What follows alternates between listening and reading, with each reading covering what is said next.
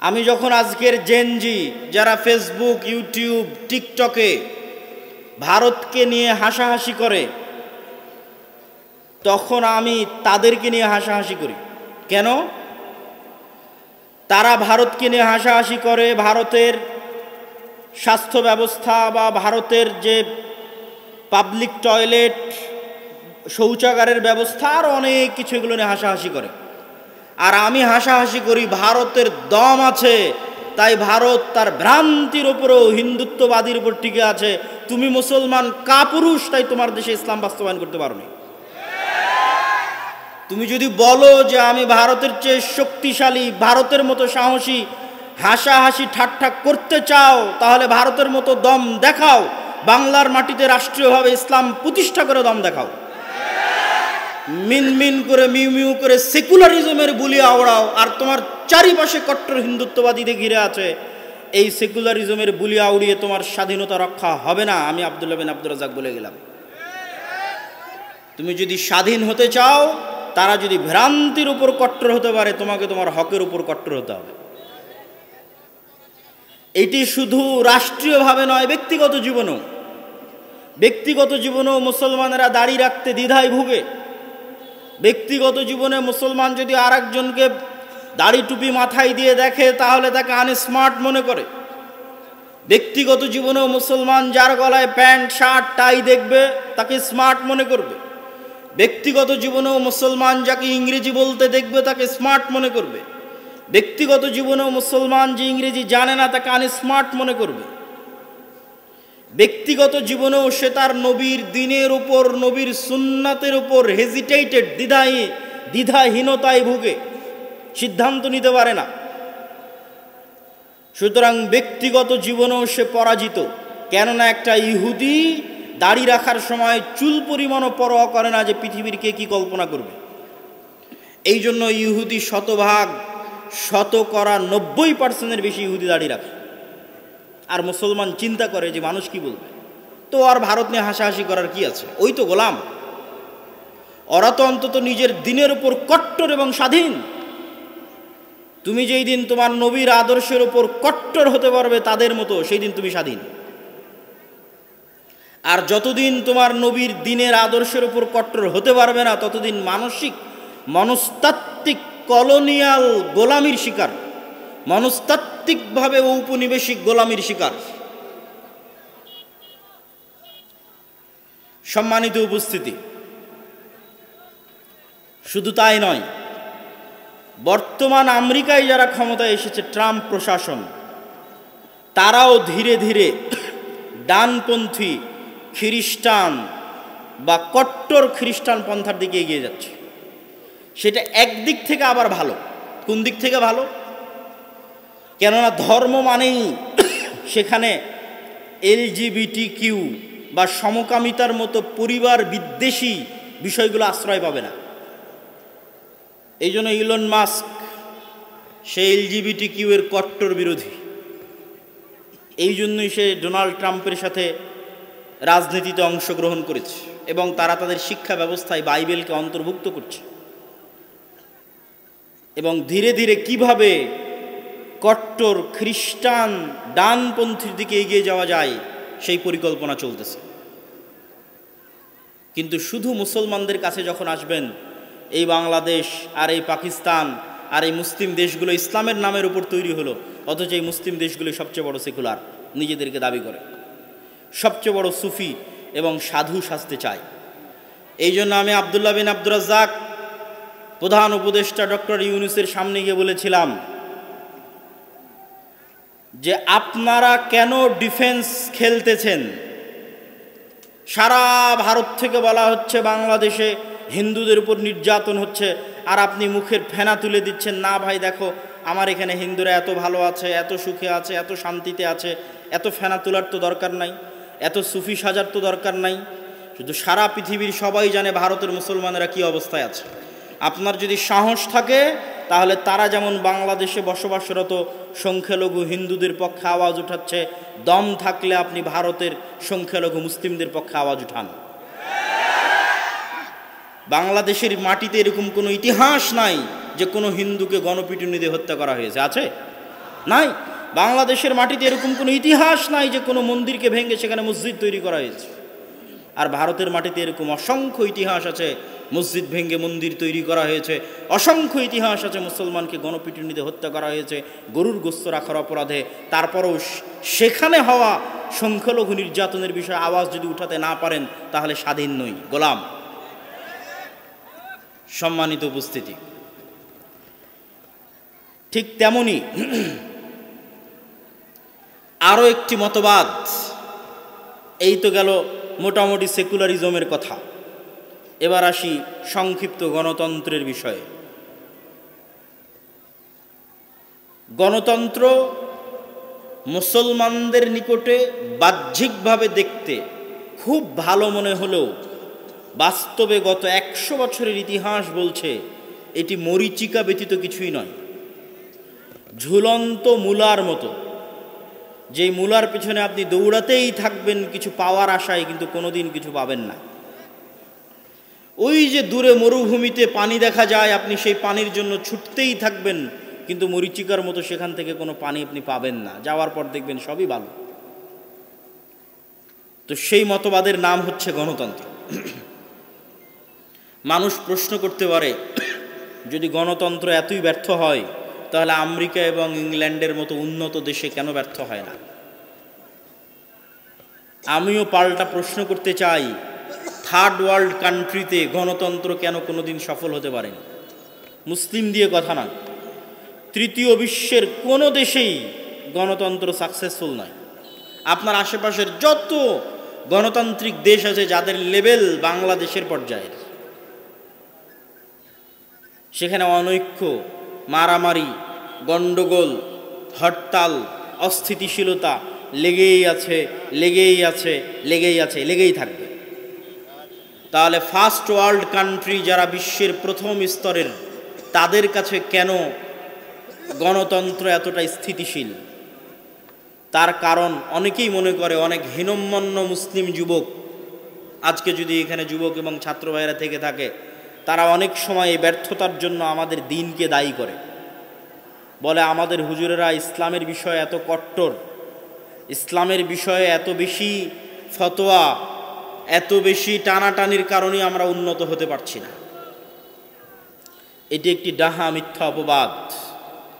আপনি ইতিহাস ঘাটলে দেখবেন, যখন বাদশাহ আলমগীর ভারত শাসন করে, ওই আফগানিস্তানের কাবুল থেকে, কান্দাহার থেকে একদম মায়ানমারের আরাকান পর্যন্ত এই বিশাল সীমান্ত যখন বাদশাহ আলমগীরের অধীনস্থ, তখন সমগ্র পৃথিবীর মোট জিডিপির 30% জিডিপি ছিল ভারতে।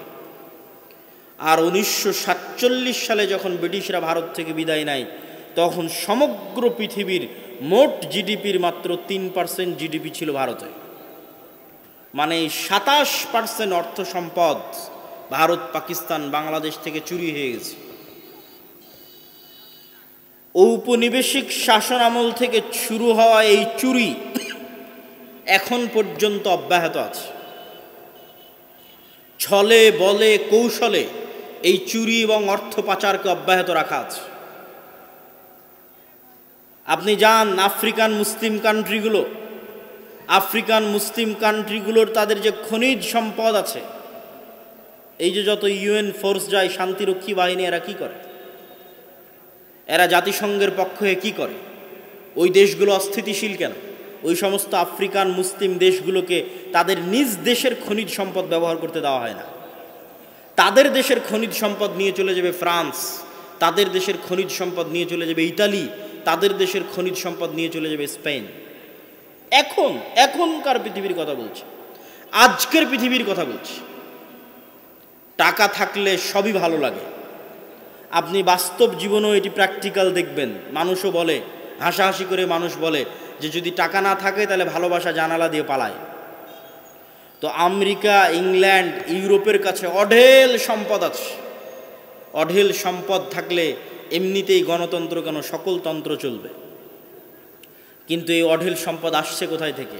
আমাদের মতো থার্ড ওয়ার্ল্ড কান্ট্রি থেকে চুরি করে নিয়ে যাওয়া, অন্যায়ভাবে নিয়ে যাওয়া। সম্মানিত উপস্থিতি, তাহলে আপনি প্রশ্ন করতে পারেন, যে গণতন্ত্রের মাধ্যমেও যদি ইসলামের বিজয় না হয় তাহলে আর কি মাধ্যম আছে যেই মাধ্যমে ইসলামকে আপনারা রাষ্ট্রীয় ক্ষমতায় দেখতে চান বা নিয়ে আসতে পারবেন বলে আপনারা দাবি করবেন? ইসলামকে রাষ্ট্রীয় ক্ষমতায় নিয়ে আসতে হলে এই বক্তব্যের এই অংশগুলো আমি গত 5ই আগস্টের পর থেকে প্রায় সব বক্তব্য দিয়েছি। কেন এটা আমার ছোট্ট গবেষণা, আমার গবেষণার মানুষ ভুল ধরলে আমি সাদরে অভ্যর্থনা জানাব, কিন্তু এখন পর্যন্ত কোনো দালিলিক ভুল পাইনি, এই জন্য আমি আমার এই গবেষণা বলতেই আছি। সেটি হচ্ছে আপনি যদি ইসলামকে আল্লাহর দয়ায় রাষ্ট্র ক্ষমতায় প্রতিষ্ঠিত করতে চান তাহলে আল্লাহর দেওয়া পদ্ধতি অনুযায়ী আগাতে হবে। জোর করে মারামারি করে যেমন একজন ক্ষমতা দখল করে নিচ্ছে আপনিও নিতে পারেন, কিন্তু এটা ইসলামের নামে আল্লাহর দয়ায় ক্ষমতায় যাওয়া হলো না।